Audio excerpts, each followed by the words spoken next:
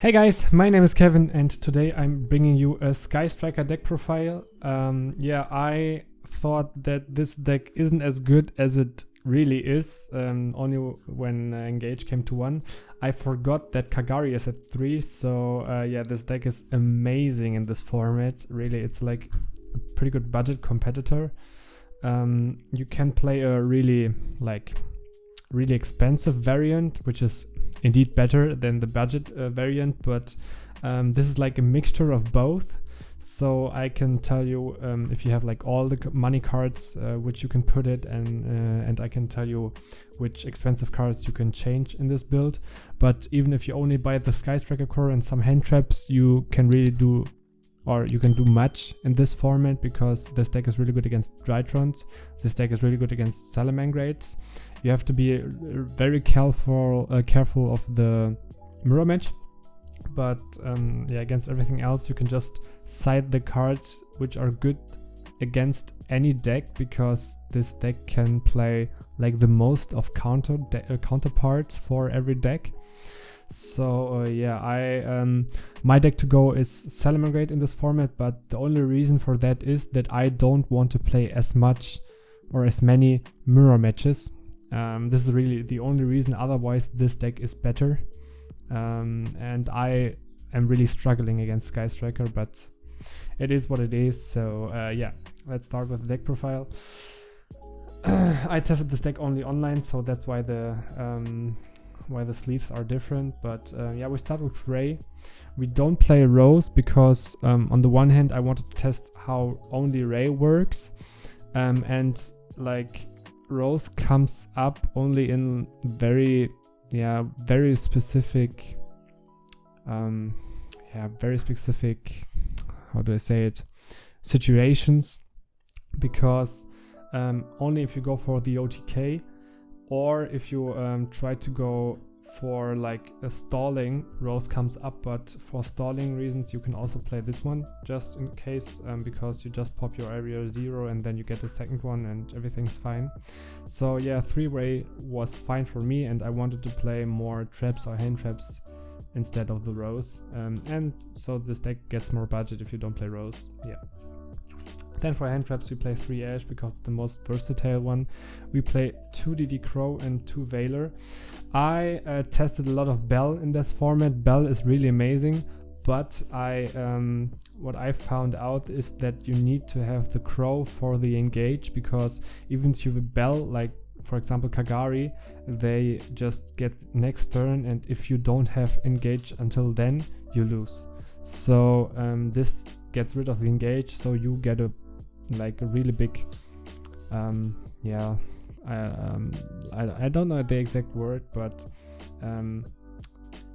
your situation is very good if you DD Crow their Engage. So and Effect Veiler I only play for the Access Code Talker combo. Otherwise I would play like 2 Bell or 2 Impermanence or anything, but this is needed for the Access Code Talk combo. Then we play 1 Engage Her, it's back, and we play 3 Widow Anchor. It's the best Sky Striker spell except of the Engage. We play 1 multi-roll, which is like standard, and then we play 3 Shark Cannon. I tested with 1, then I want to play 2, and now I play even 3, because this card can make OTKs possible, because you can link climb. Then you can get the Kagari from the enemy back, so in the enemy turn, so you can get a plus of this.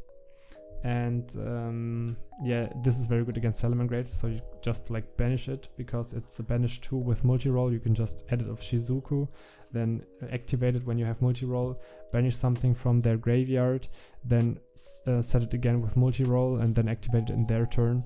So it's really good in that case. That's why I think this is an amazing card. I play only 1 Afterburner because I think only 1 is needed. You can play 2, I understand it. It's okay, it's fine, but I only needed 1 because I thought that this card has its downsides. So for example, when I played against Salamangreats, they played like Transcode Talker and tried to co-link everything they needed, so you can't target their cards. and Dragoon is like you have a really big problem with Dragoon, and this is why this deck struggles in the budget variant. For example, if you play TTT, you can out Dragoon pretty easily if you draw it, but yeah. 1 Afterburners is fine for me. Because I play no Rose, I play 3 Area 0. I have a third one, but I couldn't find it like pretty fast, so I had to use 1 token as or 1 sleeve as a third one. But 3 Area 0 because we only play the 3 Ray and we want to get there as fast as possible. 1 Hornet rounds, yeah, pretty standard. 1 Jamming Wave, it's for back row and you can recycle it. This is also the way out, how to get out of the Transcode Talker combo. Then 1 Hercules base. In the mirror match, this card is pretty good. So yeah, that's the only reason why I play it. I play one of a pot of not prosperity, a pot of I'm not sure how this pot is called in English, but you know this card. It's because you often go like in your second turn, you have at least 5 of your monsters in grave, so you can just take put them back. This is also if your enemy wants to sharken it, they have no targets for it. So this is why it's pretty good. But I only play 1 because it only comes up in the second turn and you don't want to draw it in your first turn. 1 Mine. I hate to play it, but it's a good card. You have to play it against combo. Then 3 Foolish and 1 Metal Force Fusion. You can dump Engage and get your Kagari. This is the main reason why this came back. I haven't played it when Engage was at 0, so yeah, this is like the only reason, and you have the Metal Force Fusion for it. If you have Engage in hand, you can dump this. It's also 2 spells in grave. 1 Absurd, pretty mandatory, or pretty, yeah, self-explanatory. 1 Rhoda, 1 Terraforming for the Area 0 or for the Mystic Mine. Then 1 Called by the Grave.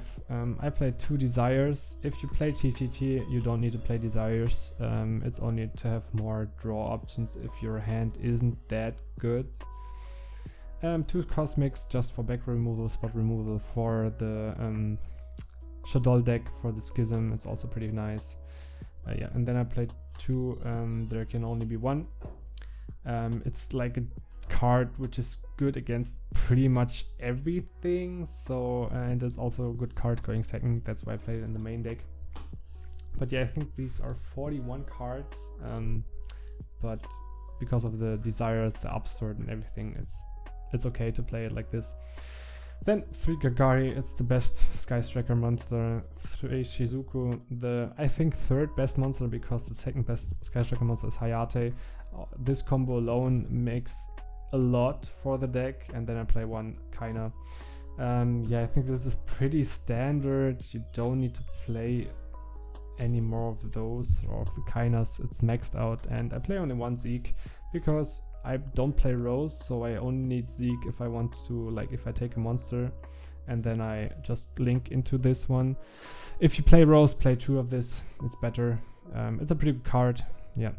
Then 1 Phoenix, it's just back row removal if I need it, and then the Access Code Talk combo, so you just normal sum a tuner, link it off, or you take a tuner, link it off, make Celine gets you, so this one gets your Effect Veiler, then Celine, special sum Effect Veiler back, and then go into Access Code with 53, and you can pop a lot of cards because it's light, it's water, and your Sky Striker Link monsters are pretty different. I haven't like made a specific side deck because it depends on your local area where you play it. If you want to play it on tournaments, play stuff like Bell, Nibiru, Lancea, some traps maybe for going first. Yeah, pretty much like Pranketops, these standard things just to out different plays. I think the Drytron deck is pretty good, so Bell and DD Crow are really good against them. And you can play like Harpy's Feather Duster, Impermanence. You can also play one of those, because in the mirror match this becomes pretty good, I think, because your Sky Striker monster is protected. And yeah, I think in the mirror match this card is really good. You can play a lot around this card and then you can't really die. This is how you play the mirror match. in my opinion. Yeah, but this was the deck profile. Tell me in the comments down below what you think. I think it's a pretty fun deck. It's a pretty cool deck to play. It's a grind deck, but it can be explosive. When you can't buy the Access Code Talker because it's too expensive, or the Needle Fiber, you can take those 3 cards out and play something like Borreload. It's also very good, and you can play a second Zeek. You can play something like Nightmare Unicorn or Nightmare, how is the third one, the Earth one who pops monsters. You can play those. It's also fine. This one's the best engine for the deck, but you need, for example, Yugioh is also really good because you can out Dragoon with it. Yeah, these are examples what you can play. Otherwise, I think this deck isn't that expensive. I know that the Sky Striker cards got more expensive now, but yeah, I think you can buy this deck for around like $100–150. So it's a pretty good competitive deck for that like kind of money. Yeah, thanks for watching, and yeah, tell me down in the comments below what you would consider playing and what you would do different, or if you think my deck is good, test it out. And thank you for coming.